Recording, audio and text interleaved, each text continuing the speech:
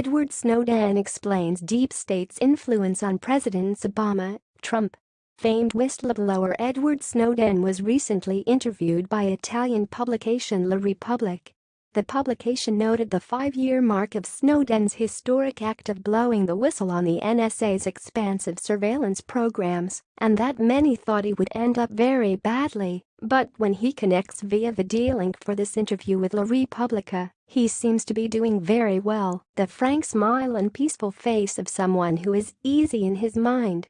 In an excerpt from the exclusive interview, Snowden explained how the presidencies of both Obama and Trump are shaped by the deep state following an illuminating question by journalist Stefania Morizzi. Stefania Morizzi: "We saw that President Obama, who is an outsider to the U.S. military intelligence complex, initially wanted to rein in the abuses of agencies like the CIA and the NSA, but in the end he did very little. Now we see a confrontation between President Trump and so-called deep state, which includes the CIA and the NSA. Can a U.S. president govern in opposition to such powerful entities?" Edward Snowden: "Obama is certainly an instructive case. This is a president who campaigned on a platform of ending warrantless wiretapping in the United States. He said that's not who we are, that's not what we do, and once he became the president, he expanded the program. He said he was going to close Guantanamo, but he kept it open. He said he was going to limit extrajudicial killings and drone strikes that has been so routine in the Bush years. But Obama went on to authorize vastly more drone strikes than Bush. It became an industry. As for this idea that there is a deep state, now the deep state is not just the intelligence agencies, it is really a way of referring to the career bureaucracy of government.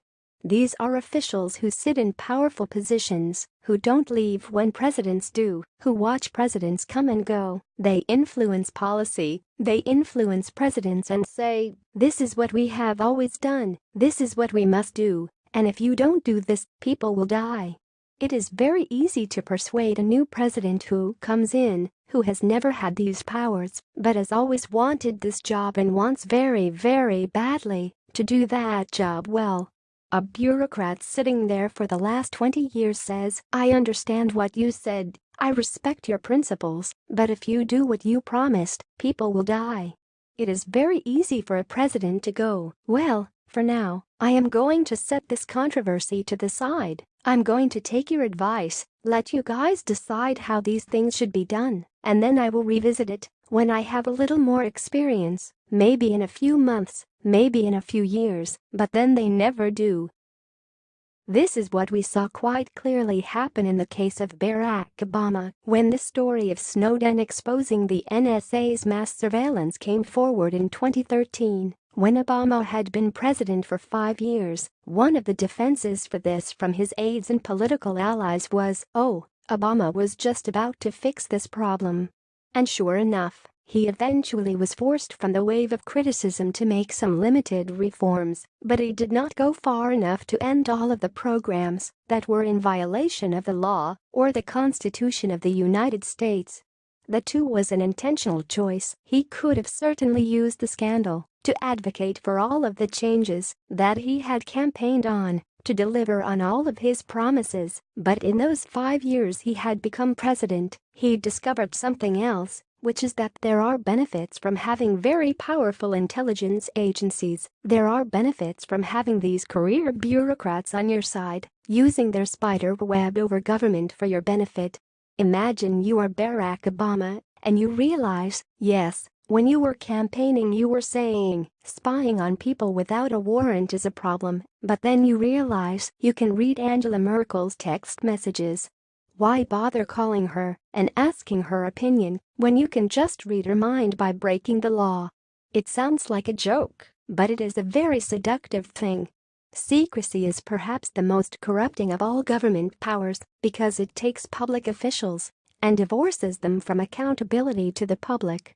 When we look at the case of Trump, who is perhaps the worst of politicians, we see the same dynamic occurring. This is a president who said the CIA is the enemy. It's like Nazi Germany. They're listening to his phone calls and all of these other things, some claims which are true, some claims which are absolutely not. A few months later, he is authorizing major powers for these same agencies that he has called his enemies. And this gets to the central crux of your question, which is, can any president oppose this? The answer is certainly.